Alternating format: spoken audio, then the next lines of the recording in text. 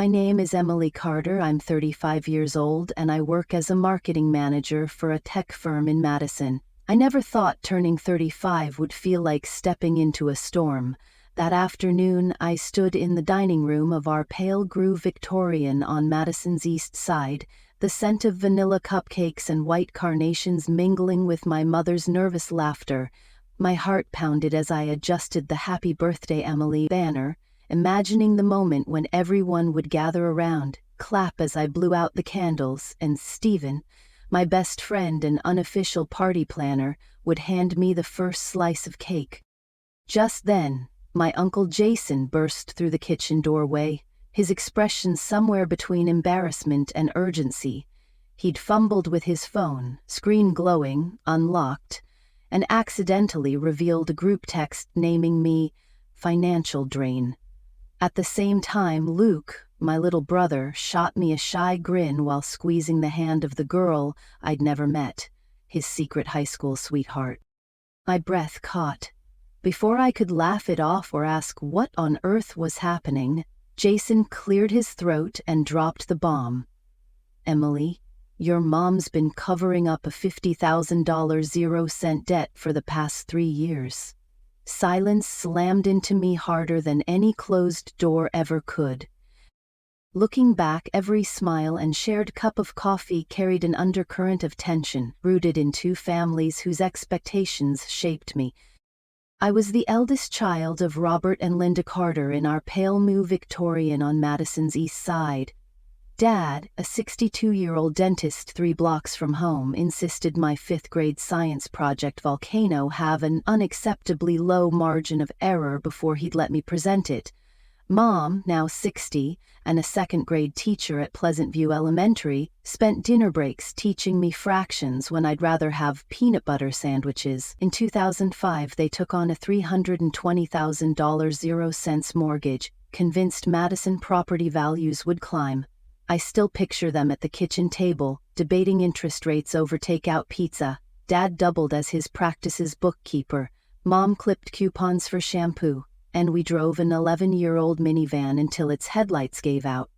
Their thrift taught me responsibility and sparked an early dread of debt. Luke, 3 years younger, was my constant sidekick. While I read Anne of Green Gables on the porch swing, he built backyard obstacle courses, daring me to race him for ice cream money. He idolized me so utterly that after late-night study sessions, he'd perch on my bed, quizzing me on vocabulary. "You're the smart one, Em. You'll fix everything." His faith felt like armor, and its weight unsettled me even then. College brought new pressures via my in-laws. Michael Thompson, software engineer and my MIT alumnus, introduced me to Hans and Ingrid Thompson in Lincoln Park. Their craftsman bungalow's built-in bookshelves groaned under German business tomes, and their dinner table generosity came tied with expectations, a $20,000 zero-cents wedding gift, and subtle demands that Michael earn $120,000 zero-cents a year to justify the investment. At first, I laughed these off as cultural quirks, until friendly suggestions about our finances became my nervous script. By my 30th birthday, I juggled a $95,000 zero-cents per peer marketing manager role in Madison with a 6-month evening MBA. I should have felt unstoppable. Instead, every dollar I made felt earmarked to honor someone else's sacrifices or repay hidden loans.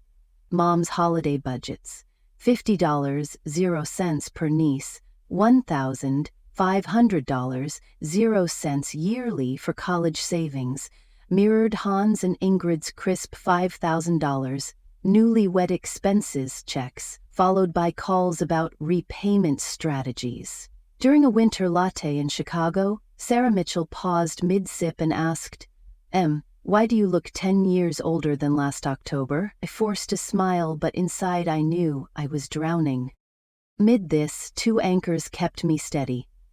Luke, tinkering with a Lego Death Star in the basement, would look up, grin, and whisper, "You've got this," pulling me into a hug so fierce I almost forgot my worries. Sarah, now 36 and thriving in Chicago's PR world, had an uncanny knack for timing. After I nailed a major pitch, she'd surprise me with a whipped cream-topped latte from Collectivo and toast. To the bravest marketing manager I know, cheers to you. Yet secrets simmered beneath every warm moment. One rainy afternoon in Door County, I found Grandpa's sealed will in Mom's car glove box. $200,000, 0 cents bequeathed entirely to me, only to have her brush it aside as for later. In 2019, Ingrid's whisper at 2 a.m. Make sure Michael's bonus lands in my account. Hung in the air unanswered. On my 33rd birthday eve, Luke slipped a note under my door. Mom took out another $25,000 0 cents loan. I can't sleep. His shaky handwriting cut deeper than any argument. These intertwined histories, mortgage scares, wedding gift expectations, hidden loans, heartfelt buddy moments, set the stage for my 35th birthday. A day I'd imagined as a celebration of who I'd become, and who stood by me, would instead become the crucible where every secret, every unspoken pressure, finally erupted. That morning after my 35th birthday felt unreal, like I'd woken up inside someone else's life. I crept into the kitchen in my pajama top, bleary-eyed and clutching my phone, only to find a new notification from the Carter family group chat. My mother had accidentally sent a message meant for Dad alone. Reminder: we'll only be allocating Emily $1,000 0 cents per month going forward. She's capable. Let Luke have more support. My chest seized as though someone had driven an ice cube down my spine. I stared at that text bubble for what felt like minutes, unwilling to believe it wasn't a cruel joke. Finally, I tapped out a polite reply. Hi all. Saw this by mistake. Mom, can you clarify? And waited. Every second stretching impossibly long. An hour later, another shock arrived in my inbox. An email from Evergreen Financial Services, dated April 3, 2025, enclosing a paid-in-full invoice for $15,000, 0 cents, in Luke's name for medical equipment rental. My head spun. Luke had never mentioned anything about medical expenses. Why had Mom quietly footed this bill? And why had she never told me? My thumbs shook as I texted him, "Hey, just saw an invoice, are you okay?" and watched the receipts tick by. His one-word response, "Fine," sounded flat and hurried, like he was already walking away. That same night, my phone buzzed at 2 a.m. The screen showed Anna T., my ex-sister-in-law. Groggy, I answered, and she jumped straight in. "Emily, I don't want to alarm you, but there's a charge for $8,500, 0 cents in my joint account statement with Michael for home repairs. Neither of us authorized it." Before I could ask a question, the line went dead. My stomach lurched. First my mother, now my former in-laws, dredging up unexplained transfers from my past marriage. The next day, I forced myself to meet Mom for lunch at Coffee Cartel. Over the hum of espresso machines, I slid my phone across the table and showed her the group chat message. She paled, then stammered, "That was meant for your father and me only." An accidental reply. When I broached the $15,000, 0 cents invoice and Anna's call, she brushed it off as routine and scolded me for overreacting. Her defensiveness stoked the fire in my chest. I pushed back, but left déjeuner feeling my confidence drained. Back home, I gathered evidence, screenshots of the errant chat, the invoice PDF, Anna's terse email, and my own bank statements marked by cryptic transfers. Then a text arrived from an unknown number, a grainy photo of Mom and Ingrid Thompson bent over my laptop in my living room foyer, time-stamped June 22, 2025. My pulse thudded so loud I feared they'd hear it through the walls. Why were they hatching plans in my own home? I pressed Sarah for help, sending her a voice note. "I'm scared, but I don't want to jump to conclusions." That weekend, I camped out at Monona Terrace's cafe, laptop open and evidence spread like battle plans. I drafted 3 pointed emails, one to Evergreen Financial requesting loan details, one to Anna demanding clarity on the repair charge, and one to my parents laying out my concerns. Explain the $1,000, 0 cents per month message, the $15,000, 0 cents invoice, and what you discussed with Ingrid on June 22. My hands trembled so badly I spilled my latte. Monday came without answers, so I dug deeper. I ordered certified copies of my grandmother's old ledgers from the county clerk, and there, tucked between entries for chicken feed and canning supplies, were notes from 2018 and 2019 showing Carter/Thompson family loan lines of $10,000, 0 cents each. My breath caught. Apparently Mom and Ingrid had been moving money back and forth for years. The financial web stretched far wider than I'd ever imagined. At work that day, I chaired a Zoom pitch for a new client campaign. As I clicked through slides, my mind replayed the ledger entries, Anna's warning, the midnight photo. I faltered over my words, and my boss's eyebrow lifted in concern. I forced a smile and texted him afterward, "Just family stuff, I'll be fine." Though I knew I wasn't. By midweek, my inbox at last yielded responses. Mom's email came in 3 curt lines. 1. Misclick. 2. Luke's invoice covered a college project rental. 3. Ingrid and I talked about your father's practice, routine meeting. Her flippancy cut through me.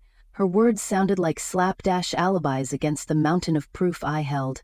I forwarded her reply to Anna and Evergreen, CCing Sarah, "Please confirm independently." Anna fired back within minutes. "I have no record of any project invoice. I'm pulling bank statements." Evergreen sent scanned receipts showing the $15,000, 0 cents paid to Advance Care Rentals. Medical equipment, not engineering tools. That night I sat in my darkened living room, the grainy photo clutched in one hand, my mother's dismissive email in the other. The first signs of trouble hadn't been shouting matches or slam doors, but sly leaks and misdirected messages that chipped away at my sense of home. Betrayal tasted cold and metallic, and I realized this was no family squabble I could smile through. I dialed Sarah again. Her voice, steady and calm, reminded me we'll figure this out, one fact at a time. I nodded into the phone, closed my laptop, and braced myself for what would surely be an even stormier confrontation tomorrow.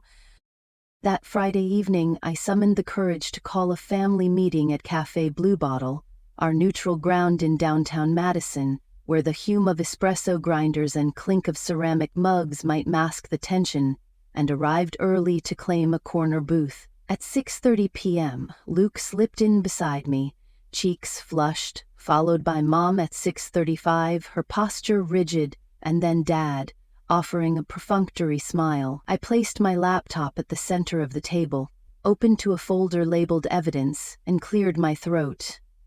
"Thank you all for coming. I've laid out everything I've uncovered over the past week. I want to understand what's happening, and I need honesty." Mom's lips pressed into a thin line as I clicked the first file, the screenshot of her $1,000, 0 cents per month message sent to the whole family. "This was sent June 27 at 9:03 a.m., I said, voice steady, not a misclick but deliberate. Her face drained of color as Dad interjected that they'd been adjusting budgets, but I cut him off. Budgets don't belong in a group chat without explanation. Next, I revealed the $15,000, 0 cents Evergreen invoice paid April 3rd to Advance Care Rentals for medical equipment, and asked Luke if he'd ever told me about needing rental gear for a school project. His eyes glistened as he shook his head, confessing he'd assumed Mom covered physical therapy fees in secret. Then I loaded the 2 a.m. photo of Mom and Ingrid Thompson crouched over my living room foyer laptop the night before my birthday and demanded to know why my ex-sister-in-law was meeting in my own home. After a tense silence, Mom admitted she and Ingrid had discussed our entwined finances since my wedding. I countered with county ledger entries from 2018 and 2019 showing $10,000, 0 cents, Carter/Thompson family loan lines, thousands shuffled back and forth without my knowledge. Dad's face reddened as he explained they'd borrowed against my grandmother's trust after 2018 market losses, but I whispered, "Without telling me? My own parents hid this from me?" and slammed my palm on the table, mugs rattling. Mom placed her hand on mine, insisting she'd been protecting me. I retorted that her lies had let Anna accuse me of stealing $8,500.00 for bogus home repairs and nearly cost me a client. I clicked to a video of Ingrid on Zoom admitting, "Your bonus went into my account this year to cover Michael's legal fees. We expected you to pay it back." Mom tried to defend Ingrid, but I closed the laptop and declared, "That's my betrayal. Everyone conspiring behind my back, deciding how much I'm worth financially and emotionally without my consent." After a strained moment, Mom whispered, "I'm sorry, Emily." I should have told you," and Dad sighed. "We never meant to hurt you." I swallowed the lump in my throat and laid out my terms. A written apology to me and to Anna, closing any joint accounts tied to my credit, and a binding agreement that no future financial decisions involving me proceed without my explicit signed consent. Mom reached into her teacher bag for a blank notebook, pushed it across, and I signed the clauses with shaking hands, followed by her and then Dad. At that moment, Sarah texted me, "Punch in code 3121, meet me at the park." As I stood to leave, I added one more condition: 3 family counseling sessions paid for by both families within a month. Mom looked at me, eyes searching, and nodded in agreement.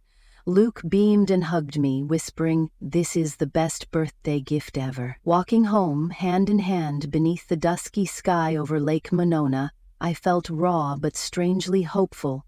By exposing every hidden transaction, screenshot, ledger entry, and video, I'd forced my family to face their mistakes, and the act of signing that notebook felt like the first step toward rebuilding trust, on my own terms.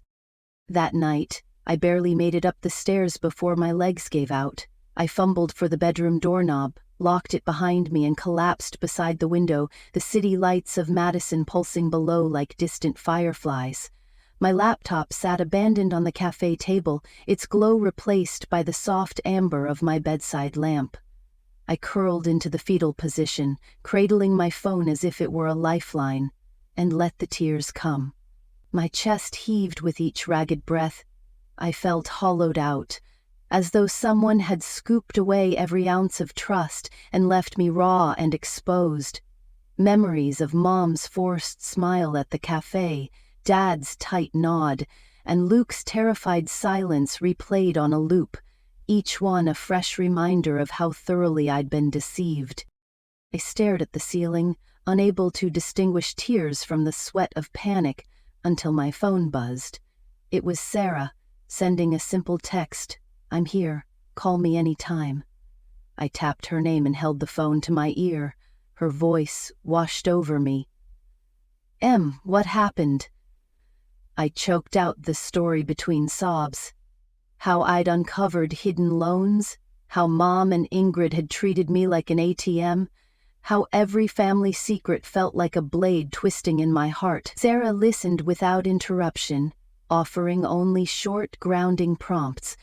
"That sounds unbearable. You're not overreacting. I've got you." After I'd cried until my voice gave out, she gently urged me to get some air. I shuffled to the window, pushed it open, and let the humid night breeze brush against my damp cheeks. The scent of fresh-cut grass drifted up from the lawn below, mingling with the faint aroma of honeysuckle. For the first time in hours, I felt the tight coil in my chest loosen by a fraction. Then my phone buzzed again, this time a message from Grandma Hazel. "Darling Emily, I know it's all coming out now. Remember, your strength comes from knowing the truth. Love always." Her words, unexpected and tender, were like a small raft in a storm-tossed sea. I pressed my forehead against the cool window pane and whispered, "I won't let this break me." Lying back on my bed, I realized that tonight's collapse wasn't a defeat, but a release of everything I'd been holding in: anger, betrayal, fear, and in that release I found a glimmer of resolve. Tomorrow at 8 a.m. I would face them all again, armed with truth and the support of those who truly loved me. For now, I let exhaustion pull me under, knowing that rest was my next act of defiance. The dawn light crept across my hardwood floors the next morning, and by 7:30 a.m. I was lacing up my sneakers to head down to Monona Terrace. The lake breeze was crisp, almost shockingly fresh after last night's storm of tears, and each breath reminded me that I still had fight left in me. As I rounded the curved glass walls overlooking Lake Monona, I pulled my phone from my pocket and ordered a cappuccino, extra foam, no sugar, from the cafe inside. While I waited, I opened a new note and began drafting the email that would set the next phase in motion. A request for a certified ledger extract from Evergreen Financial, a formal inquiry to Anna for bank statements around June, and a clear, calm note to my parents, outlining my terms again in writing. My heart steadied as I wrote. Putting words on the page felt like taking back control. I saved the draft and stepped outside, coffee in hand, to meet the sunrise over water that looked almost peaceful enough to believe in second chances. 15 minutes later, my phone buzzed with a text from Sarah. On my way, code, rise and plan. I smiled, then felt a flicker of gratitude for having someone who'd leaned in when everyone else had leaned away. When Sarah arrived, she was armed with a thermos of herbal tea and a manila envelope stamped family documents. I went through Grandma Hazel's safety deposit box, she said, handing it over. Inside were my grandfather's original trust papers, a letter he'd written on my 21st birthday urging me always to demand transparency, and copies of insurance policies I'd never seen. My throat tightened as I read his looping script. Money should never be a secret between those who love each other. Fueled by that legacy, I spent the next 2 hours finalizing my emails, attaching scanned copies of Grandpa's letter and the trust documents, then hit send on each with a quiet click that still echoed in my chest. Sarah high-fived me so hard I nearly dropped my laptop. "That's our recovery spark," she grinned. Before we left Monona Terrace, we made a pact. I would schedule a family meeting before the weekend and she would join me as moral support.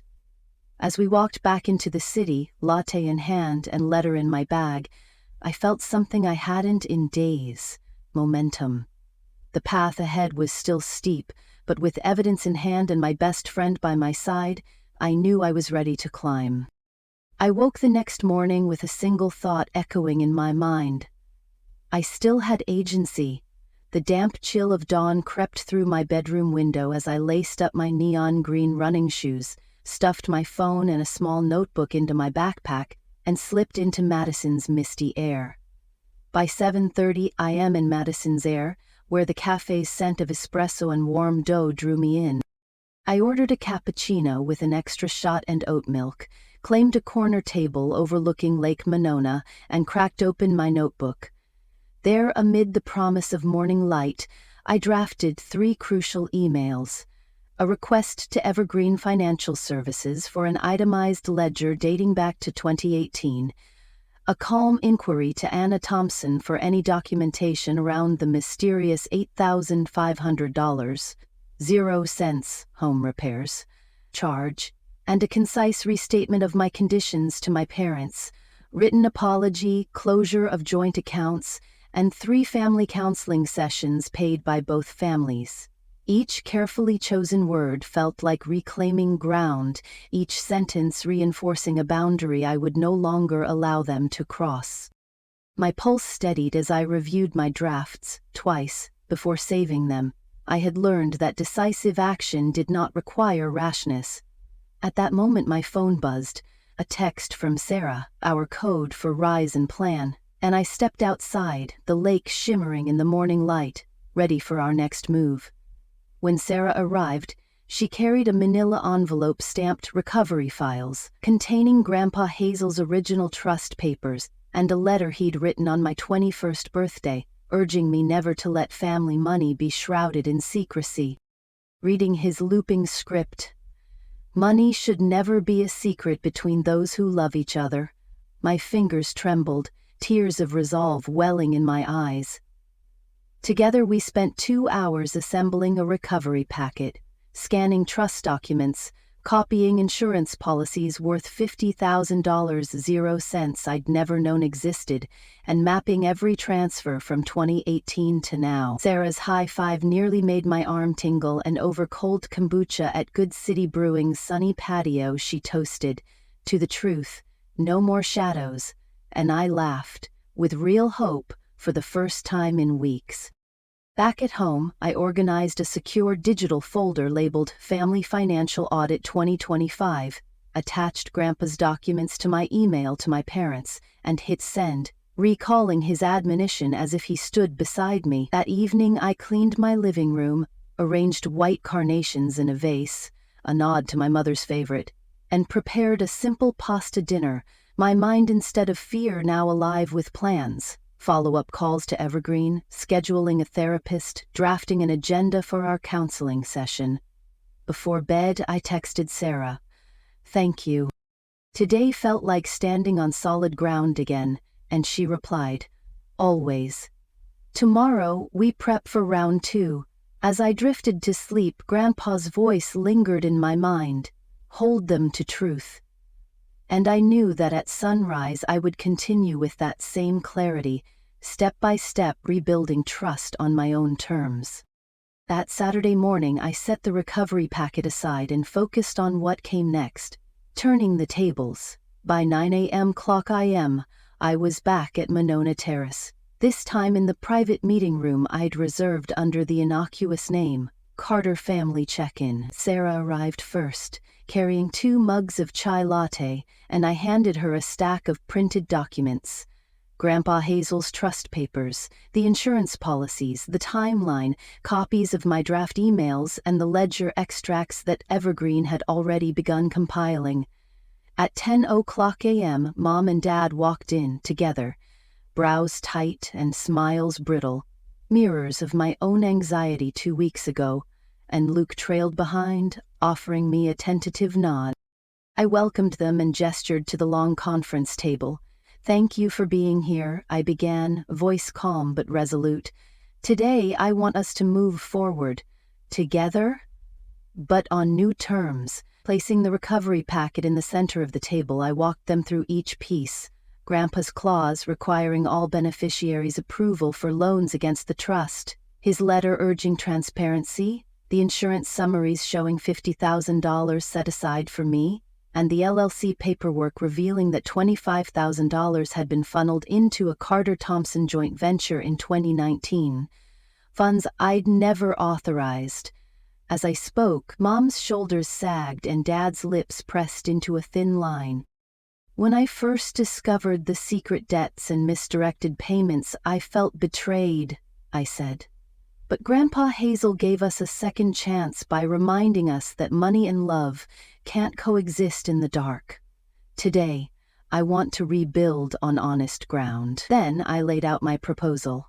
Hire an independent CPA to audit all transactions between our families from 2018 to the present, split costs equally, draft a transparency charter requiring my written consent for any financial decision affecting me, schedule quarterly 30-minute check-ins with the CPA present, close all joint accounts and open new individual ones, and follow through with 3 family counseling sessions within 6 weeks. Dad exhaled slowly. "That's a lot," he admitted. "It is," I agreed. "But it's what I need to feel secure." Mom's voice trembled as she whispered, "Emily, I never realized how much I hurt you. You deserve to feel safe." I nodded, handed each of them a draft of the charter and invited feedback. We spent the next hour defining financial decisions, setting consent deadlines and outlining mediation steps for violations. Luke even asked to be included so he could understand monies that affected us both. By 12:30 p.m. they agreed in principle, leaving room for minor edits. Dad offered to coordinate with the CPA firm that afternoon, and Mom would gather the initial records, while we penciled in our first counseling session with Dr. Patel 2 weeks later. As we rose to leave, I felt a shift from tense standoff to tentative hope. We hugged, Mom's embrace brief but sincere, and Luke whispered, "Thank you," as Sarah greeted me outside with a high five. That evening, I drafted an anonymized LinkedIn post about the power of transparency in both business and family, and colleagues sent messages praising my courage in setting boundaries. On Sunday, I rehearsed with Sarah how to articulate my feelings. I felt betrayed when I discovered secrets. Now I need honesty to rebuild trust, so I could enter counseling confident rather than fraught. By Monday, the CPA audit revealed over $85,000 in undisclosed transfers, proof that every hidden loan and secret payment had been unearthed, and relief washed over me. The truth was out, and we could decide its meaning together. As I lay in bed that night, Grandpa's words echoed in my mind, "Hold them to truth."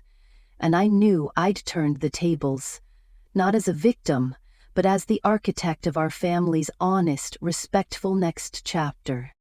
That summer afternoon when I was 8 years old, Grandpa Hazel took me to Warner Park and taught me the most important lesson I'd ever learn about family, and it came as we stood beside the duck pond, feeding breadcrumbs to the frantic mallards. He'd packed us each a peanut butter and jelly sandwich, his on white bread, mine on wheat, though he teased me for being too fancy. We sat on a sun-warmed bench, and he explained how every loaf of bread we shared, every crumb we scattered, symbolized trust, and how, once you hide crumbs from the flock, the birds learn not to come back. He told me about the day he and Grandma Hazel nearly lost the farm during the market crash of 1987. They'd borrowed against their savings to keep the land, promising only themselves they'd pay it back.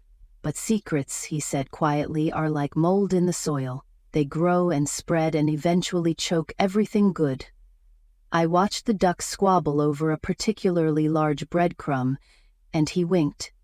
See how easily they all turn on each other when something's scarce. Then he reached into his satchel and handed me a folded piece of parchment, a chart he'd drawn, showing how they'd budgeted every expense to save the farm over 10 years.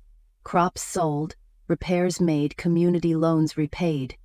At the bottom, he'd written in his looping script, "Prosperity grows when the garden is shared."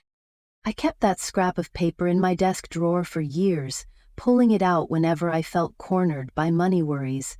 It reminded me that honesty wasn't just a virtue, it was the fertilizer that let relationships bloom.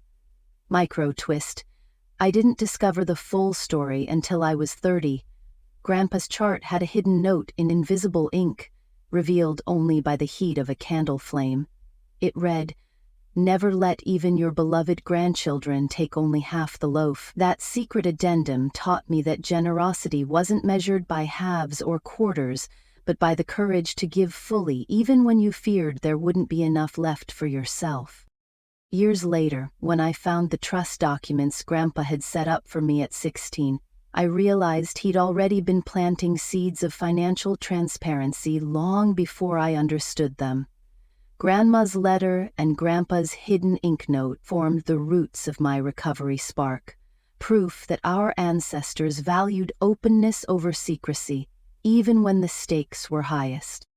This side story sits alongside my main journey as a quiet reminder. True family bonds aren't built on secret loans or unspoken expectations, but on honest sharing and wholehearted trust. Whenever I feel the weight of ledgers and legal papers pressing down, I imagine us on that bench at Warner Park, tossing breadcrumbs together, and I remember that a shared loaf and a shared truth can sustain generations. That morning, I woke to an email notification that felt like the final curtain call for Linda's hidden empire of debt. The CPA's preliminary report had arrived, and its subject line read simply, "Audit Findings. Carter and Thompson 201-82025. My heart hammered as I clicked into the detailed PDF. $85,000 in undisclosed transfers, yes, But buried within the footnotes was the real dagger, a ledger entry showing that, on June 22, 2025, Linda had siphoned an additional $5,000 from the family trust into a private account labeled Emergency Fund. Amanda. The Amanda in question was completely fictional, a shell name for her own discretionary spending, unapproved and unjustified. I stared at the numbers as though seeing them for the first time, and felt a sudden fierce clarity. This was Linda's downfall, the moment her carefully constructed web of omissions unraveled. By noon, I'd shared the report with my parents in our private family group chat. Dad's messages appeared as gray bubbles, Mom's as blue, but neither responded immediately. Instead, a flood of group messages pinged. From Sarah, "I'm here whenever you need." From Luke, "Whatever you decide, I've got your back." And even Anna, tentatively, "If you want me to testify about the repairs charge, I will." My phone buzzed again. This time a calendar invite from Dad for a family forum.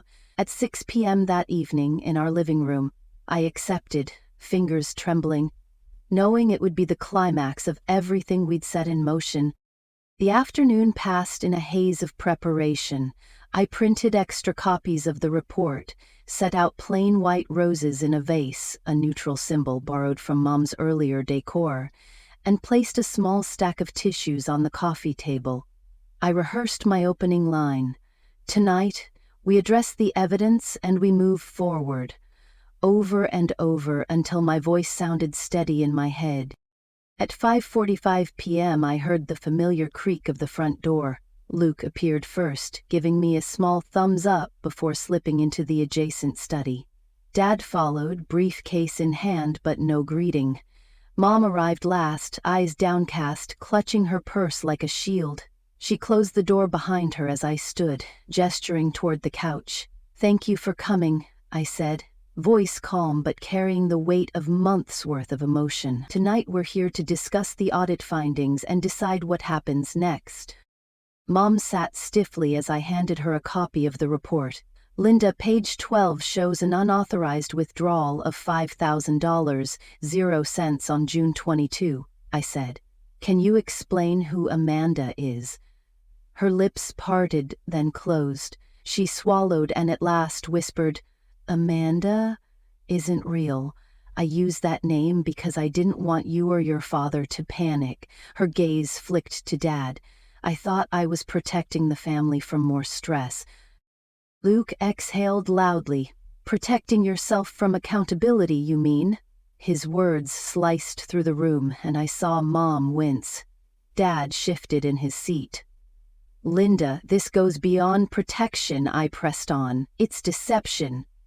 You treated the trust and me as your personal ATM." She looked at me, tears brimming. "I'm sorry," she choked out. "I never meant to hurt you." "But apologies couldn't erase the ledger entries." I leaned forward. "The transparency charter we signed says any financial decision must have my explicit consent. You violated that, and now the audit shows you've done it repeatedly." My voice hardened, but I felt no regret, only the cold satisfaction that truth had triumphed. Dad reached for his copy of the charter. "Emily's right," he said quietly. "These actions break our agreement." Mom's shoulders slumped. Luke stood and crossed to her side. "Mom, I love you," he said, gently placing his hand on her shoulder. "But I can't ignore this."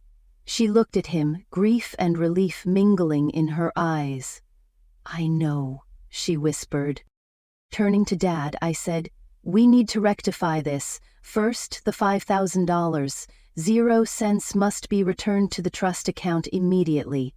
Dad nodded and opened his briefcase to reveal a deposit slip already filled out for that exact amount, signed by both of them under my supervision. "Done," he said. "I spoke with the bank earlier." "Second," I continued, "we must publish an apology letter to our extended family and to Anna, acknowledging the mistakes and the false charges." Mom looked horrified, but then, with a shaky hand, she reached for a pen and began writing on my notepad. "To my family, I apologize for the hidden withdrawals and broken trust." Her first words were tentative but grew stronger as she wrote. Luke peered over her shoulder, offering gentle suggestions until she nodded and handed the paper to me. We spent the next half hour crafting the public message, concise, sincere, and distributed via our private family newsletter list, and a personal note to Anna. Each sentence carried the weight of accountability, and when Mom signed her name at the bottom, the atmosphere shifted. What had been tension now felt like release. Finally, I addressed the advisory board, well, just our small family circle. "The auditors recommend a follow-up review in 6 months," I said. "We'll schedule that, and we'll continue our quarterly check-ins with the CPA. As for you, Mom, your only role is participant and learner, not financial steward, until trust is fully restored." She nodded, faces pale but resolute. After Mom and Dad left that evening, Luke turned to me in the now empty living room. He handed me a folded envelope. Inside was a photo of us from my 5th birthday, Mom's arms around me, Luke's cheek pressed against mine, all smiles. On the back, Luke had written, "This is how I remember us, let's get back here someday." My throat tightened as I hugged him. That night, I drafted a short journal entry titled "Antagonist's Downfall." Not to revel in revenge, but to mark the end of deception. I wrote, "Today, the greatest betrayal was faced and felled. Transparency has prevailed." I saved it and closed the notebook. For the first time since this ordeal began, I felt a peaceful stillness, and the conviction that, though the path ahead would still require work, the antagonist's power over me had been broken, her downfall secured by truth, and our shared commitment to rebuild. That Sunday morning, the sun painted Governor's Park in golden light as I arrived with a picnic basket filled with Mom's homemade lemonade, sandwiches, and Luke's favorite chocolate-dipped strawberries. And as I spread our red and white checkered blanket beneath the oak tree where I'd played as a child, I felt a lightness I hadn't known in months. Mom and Dad approached hesitantly, each carrying a dish, Mom's deviled eggs and Dad's potato salad. And Luke arrived last with a frisbee, his grin wide and encouraging. We passed around glasses of lemonade, and once seated in our loose circle, I pulled out 3 index cards labeled Trust, Compassion, and Honesty, sharing Grandpa Hazel's wisdom that trust meant assuming good intentions until proven otherwise, compassion meant understanding mistakes and offering empathy, and honesty meant speaking up early to prevent small cracks from becoming gaping chasms. Mom reached for compassion, her fingers brushing mine, and promised she would do better. Dad picked up trust and vowed to honor our new agreement, and Luke, with a serious grin, swore he'd always ask questions if he didn't understand the numbers. We laughed easily over sandwiches and deviled eggs, tossing the frisbee back and forth, and at the picnic's midpoint, I surprised them with a framed print of Grandpa's Warner Park bench sketch, etched with his line, "Family is chosen, love is earned," which moved Mom to tears and earned a proud nod from Dad. As we packed up, Luke proposed inaugurating our transparency charter by planting a community garden together next spring, a microtist that transformed hidden withdrawals into an openly cultivated promise to share every seed and every bloom. Driving home, Mom squeezed my hand over Luke's shoulder and thanked me for guiding us, and that evening I closed my journal with, "Healing comes not from erasing the past, but from walking forward together in the light," certain that although challenges would lie ahead, our new framework of trust, compassion, and honesty would carry us through.